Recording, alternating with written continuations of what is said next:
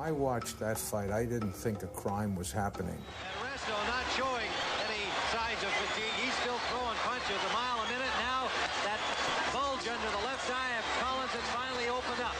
I just thought he ran into a tough guy with a tough punch, and he took the punch, but man, this guy can hit because of the damage it was doing to Billy's face.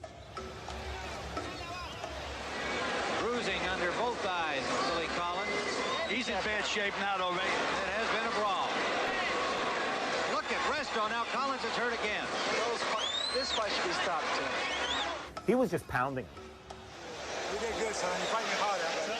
And Collins had all the heart in the world and wouldn't quit.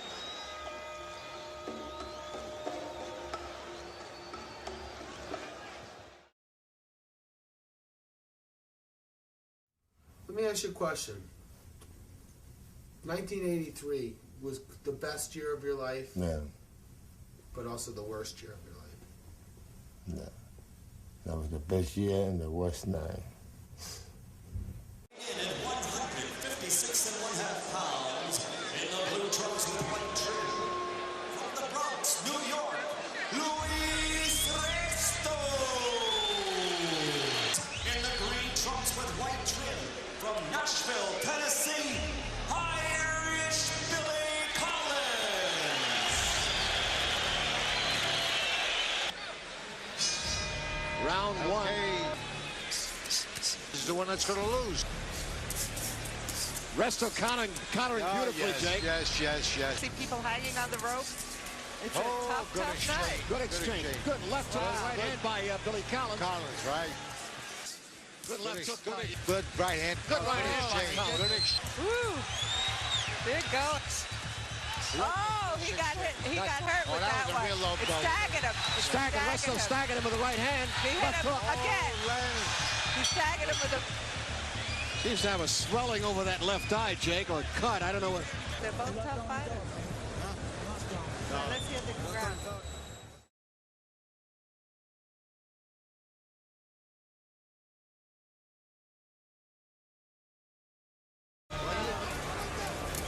Low, but doesn't mean anything. What a game fighter he is. Yes, see it? Oh, bump. Well, look at this. Jake, there are throws on. Look at this. You don't want to stop. With 19, with 17, I bet they get up and give him a big hand the whole place.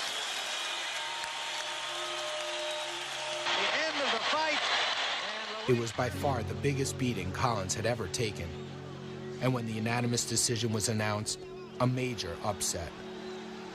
Panama lifted his fighter high above the Garden ring. Resto, the Puerto Rican kid from the Bronx with a mediocre record, had shocked the undefeated Irish Golden Boy.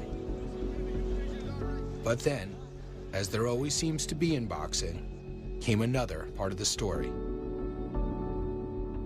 When Resto crosses the ring and gives Colin the Judas kiss, as he's turning away, you can see Billy Ray's father's hand. I don't think Billy Collins Sr., from what he told me, even thought that there might have been something wrong with the gloves until the very end of the fight. Otherwise, he would have pointed it out. It was at the end of the fight, when Resto went over to congratulate him, that he grabbed onto the gloves and held on, and he started screaming for the inspectors, "These gloves, these gloves." You can't hold the commissioner. All the pens on him, damn glove. All the pens on him, goddamn glove. What's fascinating is to look at who Louis Resto looks at.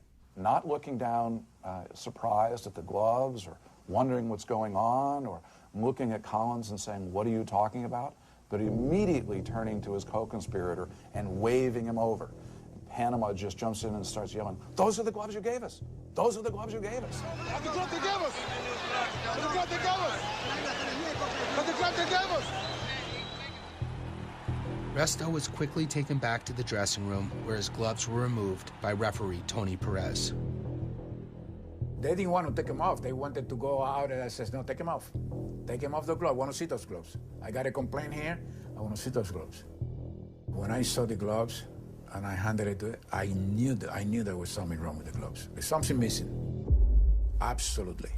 The decision was unanimous in favor of Luis Resto, but shortly after the fight, Collins' handlers charged that Resto's gloves had been tampered with, that some of the required padding had been secretly and illegally removed, adding extra impact to Resto's punches. The New York State Athletic Commission apparently was suspicious, and they impounded Luis Resto's gloves. I saw 2 pairs of boxing gloves. Two had R on it and 2 had C on it. I observed a hole in the left and right glove that was marked R. Any layman could tell that the glove was tampered with. It's hard to think of a greater crime in boxing than tampering with a glove.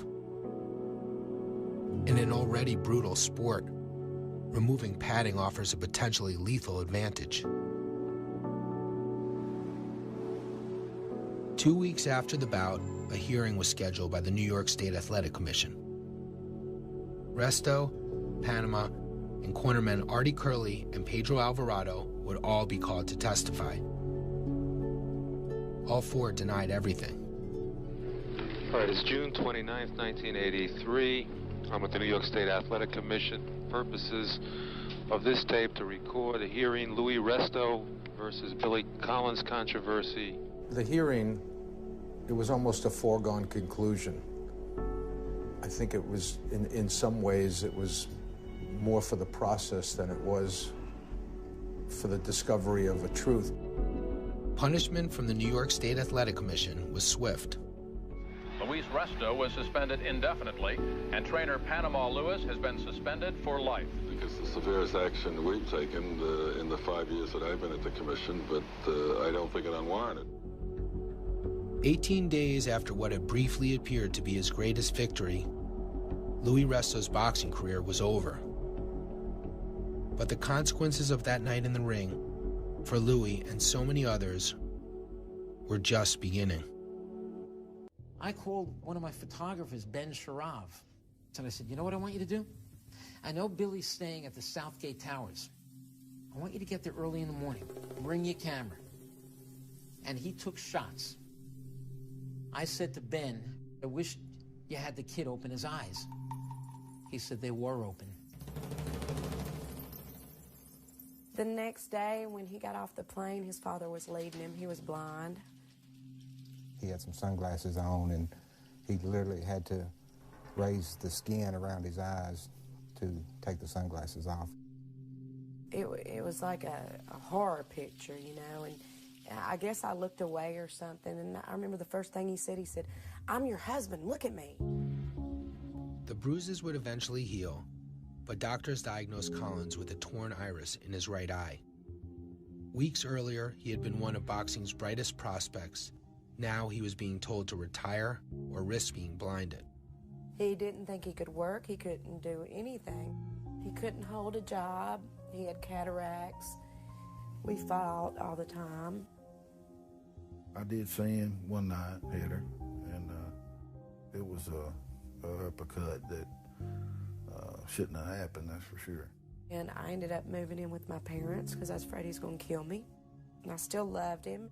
For the longest, he would just sit in the apartment and smoke and drink and trash the apartment by himself. He wasn't Billy anymore.